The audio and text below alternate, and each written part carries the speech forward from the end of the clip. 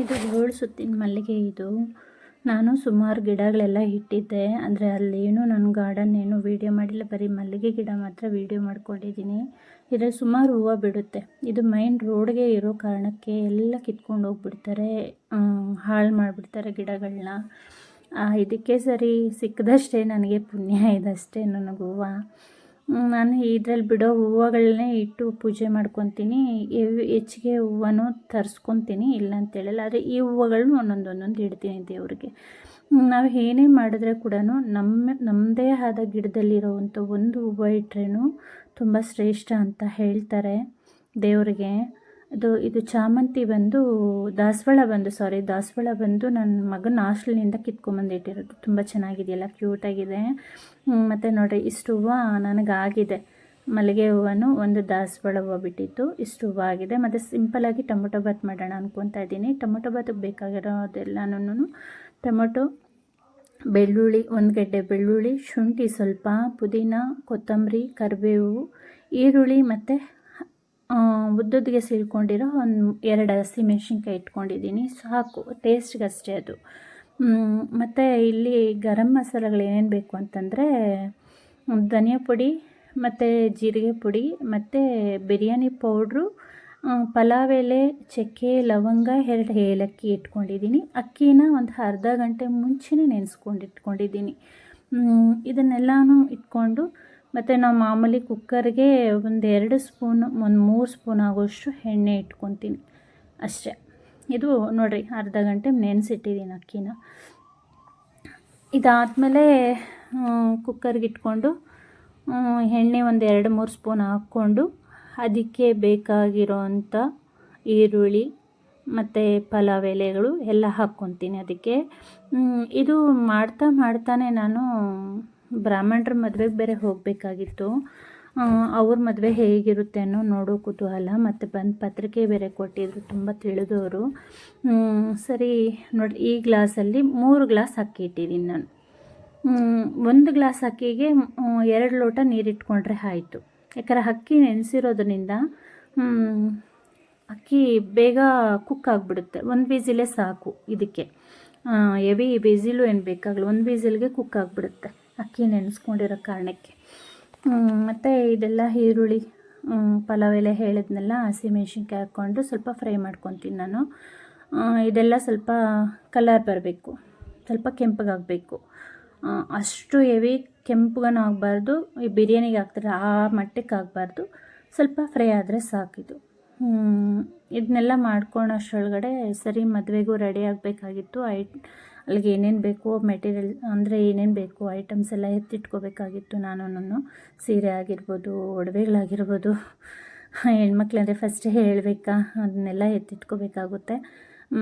ಇದು ಮಾಡ್ತಾನೆ ನಾನು ಅದು ಕೆಲಸನೂ ಮುಗಿಸ್ಕೊಂಡೆ, ಏನೇನು ಮಾಡ್ಕೋಬೇಕು ಅನ್ನೋದ್ರು.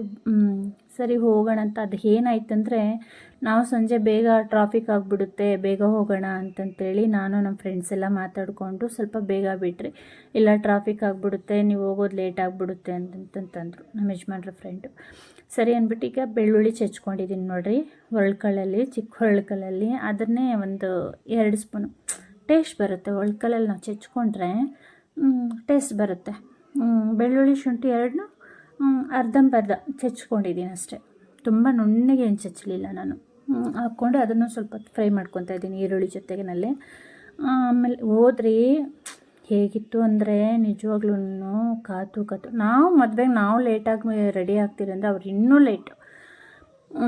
ಬ್ರಾಹ್ಮಣರಂತೂ ಇನ್ನೂ ಲೇಟಾಗಿ ರೆಡಿ ಆದರು. ಅವರು ಎಷ್ಟೊತ್ತಿಗೆ ಬಂದ್ರಂದರೆ ಅಲ್ಲೇ 7:45 8 ಗಂಟೆಗೆ ರಿಸೆಪ್ಷನ್ಗೆ ಅವ್ರದ್ದು ಕೂತ್ಕೊಂಡಿದ್ದು. ಮನೆಗೆ ಬರೋಷ್ಟರೊಳಗಡೆ ಅಂತೂ 9-9:30 ಹಾಗೆ ಹೋಯ್ತು ಅಲ್ಲಿ. ಏನಂತ ನಾವು ಹೋದಾಗ ಅಷ್ಟು ಕ್ರೌಡು ಏನಿರಲಿಲ್ಲ ಜನಗಳೂ. ಪರವಾಗಿಲ್ಲ, ಚೆನ್ನಾಗೇ ಮಾಡಿದ್ರು. ಆದರೆ ನಾನೇನು ಅಂದ್ಕೊಂಡೆ ಅಂದರೆ, ಶಾಸ್ತ್ರ ಸಂಪ್ರದಾಯಗಳು ಇದೆಲ್ಲ ಹೆವಿ ಇರುತ್ತೆ,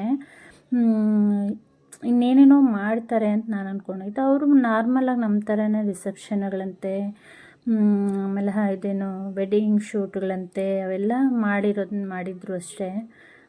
ನಾನು ಇನ್ನೇನೇನೋ ಅಂದ್ಕೊಂಡಿದ್ದೆ. ಮತ್ತು ಅಲ್ಲಿ ಊಟ ಏನಂತ ಹೇಳ್ಕೊಳೋ ಅಂಥ ಊಟ ಇರಲಿಲ್ಲ, ಚೆನ್ನಾಗಿರಲಿಲ್ಲ. ಸಂಜೆ 1 ಇಡ್ಲಿ, ಒಂದು ಬಜ್ಜಿ ಹಾಕ್ತಾರೆ, ಕಾಫಿ ಕೊಡ್ತಾರೆ. ಸಂಜೆ 6 ಗಂಟೆಗೆ ಸ್ನ್ಯಾಕ್ಸ್ ಥರ ಅದು ತಿನ್ನಲಿಕ್ಕೆ. ಇಡ್ಲಿ ಸಬ್ಬಕ್ಕಿ ಇಡ್ಲಿ ಮಾಡಿದರು. ಸಬ್ಬಕ್ಕಿ ಹಾಕಿ ಮಾಡ್ತಾರಲ್ವ. ನಾನು ಇದಕ್ಕೂ ಮುಂಚೆ ಒಂದು ಮದುವೆನಲ್ಲಿ ನಿಮ್ಗೆ ಹೇಳಿದೆ, ಈಗ ಟೊಮೊಟೊ ಹಾಕ್ತಾಯಿದ್ದೀನಿ. ಇದು ಸಾಫ್ಟ್ ಆಗೋ ತನಕ ಬೇಯ್ತಾ ಇರಬೇಕು. ಅಲ್ಲಿ ಹೇಗಿತ್ತು ಅಂದರೆ ಮದುವೆನಲ್ಲಿ ತುಂಬ ಸಾಫ್ಟಾಗಿತ್ತು. ಆ ಮದುವೆನಲ್ಲಿ, ನಮ್ಮವ್ರದ್ದೇ ಮದುವೆನಲ್ಲಿ ಹೋಗಿದ್ನಲ್ಲ, ಅದರಲ್ಲಿ ಇಲ್ಲಿ ಗಟ್ಟಿಯಾಗಿತ್ತು. ಇಡ್ಲಿ ತಿನ್ನಲಿಕ್ಕೆ ಆಗಿರಲಿಲ್ಲ. ಪರವಾಗಿಲ್ಲ. ಕೆಲವೊಂದು ಊಟ ಚೆನ್ನಾಗಿತ್ತು. ಅಂದರೆ ಇವರು ಏನೇ ಮಾಡಿದ್ರೇನೋ ಬ್ರಾಹ್ಮಣರು ಸ್ವಲ್ಪ ಸಕ್ಕರೆನೂ ಬೆಲ್ಲನೂ ಸೇರಿಸ್ಬಿಡ್ತಾರೆ. ಸಿಹಿಯಾಗಿರುತ್ತೆ. ಅಂದರೆ ನಾವು ಸ್ವಲ್ಪ ಖಾರ ತಿಂದು ತಿಂದು ತಿಂದು ಅಭ್ಯಾಸ ಆಗಿರುತ್ತಲ್ಲ, ನಮಗೆ ಅದು ಅಷ್ಟೊಂದು ಇದಾಗಲ್ಲ. ಈಗ ಪುದೀನ ಕೊತ್ತಂಬರಿ ಸೊಪ್ಪು ಹಾಕ್ತಾಯಿದ್ದೀನಿ. ಅಷ್ಟು ಲೈಕ್ ಆಗಲ್ಲ ನಮಗೆ ಆ ಸಾರುಗಳೆಲ್ಲನೂ. ಒಂಥರ ಒಬ್ಬಟ್ಟು ಸಾರು ಥರ ಮಾಡಿದರು. ಇನ್ನು ಬೇರೆ ಸ್ವೀಟ್ಸ್ ಎಲ್ಲ ಸ್ವಲ್ಪ ಚೆನ್ನಾಗಿತ್ತು. ಈ ಕಾಶಿ ಹಲ್ವಾ ಆಗಿರಲಿ ಅವೆಲ್ಲನೂ ಚೆನ್ನಾಗಿತ್ತು. ಮಾಮೂಲಿ ಏನೋ ಅವರು ಬೇರೆ ಥರ ಏನೋ ಅಡುಗೆ ಮಾಡ್ತಾರೆ ಬ್ರಾಹ್ಮಣರು ಅಂತ ನಾನು ತಿಳ್ಕೊಂಡಿದ್ದೆ. ಇಲ್ಲ, ಅವ್ರು ಮಾಡಿದ್ದನ್ನು ಈಗ ನಾನು ಏನು ಆಗಲೇ ನಿಮ್ಗೆ ತೋರಿಸ್ದೆ, ನಾನು ಧನಿಯಾ ಪುಡಿ ಮತ್ತು ಬಿರಿಯಾನಿ ಪೌಡರು, ಖಾರದ ಪುಡಿ ಇದೆಲ್ಲನೂ ಅದನ್ನ ಹೀಗೆ ಹಾಕ್ತಾಯಿದ್ದೀನಿ. ನಾನು ಅದನ್ನ ಇನ್ನೇನು ಹೇಳಿದೆ ಅಂದರೆ, ನಾನು ಇನ್ನೇನೋ ಇರುತ್ತೆ ಊಟಗಳಂದರೆ ಮಾಮೂಲಿನೇ. ಇದೇನು ರೋಟಿ ಅಂತೆ, ರೋಟಿಗೆ ಒಂದು ಗ್ರೇವಿ, ಮತ್ತು ಇನ್ನೇನು ಇಟ್ಟಿದ್ರಂದರೆ ಮಾಮೂಲಿ ಕಾಶಿ ಹಲ್ವ ಇಟ್ಟಿದ್ರು. ಅಂದರೆ ಪಲ್ಯಗಳೇನು ಇಟ್ಟಿರಲಿಲ್ಲ ಅವರು. ಕಾಶಿ ಹಲ್ವ ಇಟ್ಟಿದ್ರು.